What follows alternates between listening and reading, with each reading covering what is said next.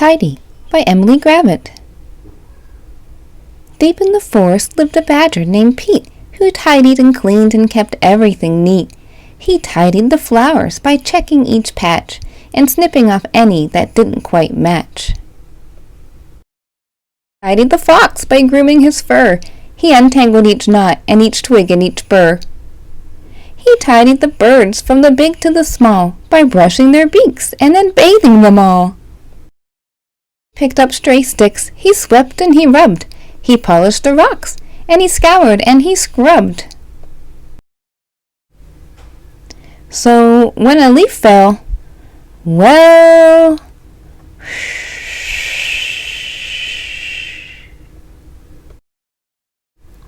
Pete tidied up, but he still wasn't happy. Now the trees looked bare and scrappy, and so to make it all look neat, Pete undertook a mighty feat.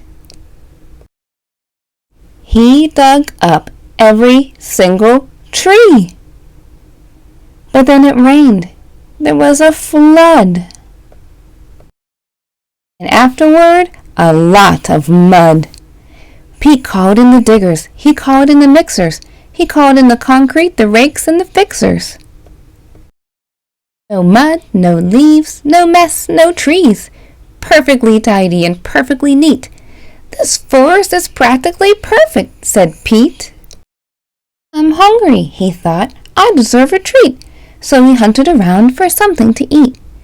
But the beetles and worms that he usually found were under the concrete, deep in the ground. And so Pete decided to go home instead. If he couldn't have dinner, he'd go straight to bed.